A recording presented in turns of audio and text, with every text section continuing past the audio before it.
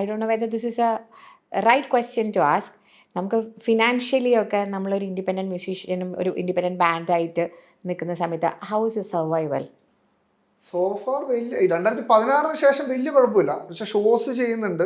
അത്യാവശ്യം Covid tight ആയിരുന്നു. അപ്പോഴാണ് സത്യം പറഞ്ഞാൽ നമ്മുടെ പാട്ടുകൾ അതുവരെ ഞാനും കുറച്ച് മറ്റേ ഈ റാഡിക്കലി ചിന്തിക്കുന്ന കൂട്ടത്തിൽ ഇല്ല, നമ്മുടെ പാട്ടുകൾ ഫ്രീ ആയിട്ട് ആൾക്കാർ യൂട്യൂബ് കേട്ടാൽ മതി, നമ്മൾ മറ്റേ കുത്തക കമ്പനികൾക്കൊന്നും നമ്മുടെ പാട്ട് കൊടുക്കില്ല എന്നുള്ളൊരു ആറ്റിറ്റ്യൂഡൊക്കെ ആയിരുന്നു. കൊറോണ അന്നേരം ഷോസ് ഉണ്ട്, അപ്പോൾ അത്യാവശ്യം നമുക്ക് പരിപാടികൾ നമ്മുടെ കാര്യങ്ങൾ നടന്നു. അപ്പോൾ ഈ കൊറോണ വന്നിരുന്നപ്പോഴാണ് ദൈവമേ എവിടുന്ന് എന്താണ് അടുത്ത പരിപാടി എന്നുള്ള അറിയാത്തപ്പോഴാണ്. അത് കഴിഞ്ഞിട്ടാണ് നമ്മൾ പാട്ടുകൾ സ്ട്രീമിംഗ് പ്ലാറ്റ്ഫോമിൽ 2016 പാട്ടുകളൊക്കെ അപ്ലോഡ് മറ്റേ യൂട്യൂബിലുണ്ട്. നമ്മളെ ചാനൽ അങ്ങനെ നമ്മൾ ഈ അന്നേരം ആൾക്കാർ ഇഷ്ടംമാതിരി ചോദിക്കും, എന്താ നിങ്ങൾ സ്പോട്ടിഫൈയിൽ ഇടാത്തത്, ഐട്യൂൺസിൽ ഇടാത്തത്, ആപ്പിൾ മ്യൂസിക്കിൽ ഇടാത്തത്, ആമസോണിൽ ഇടാത്തത് ചോദിക്കാറുണ്ട്.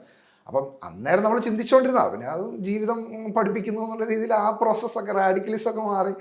അത് കഴിഞ്ഞപ്പം ആ ഒരു പ്രോസസ്സിൽ നമുക്കൊരു വിപ്ലവല്ലേ.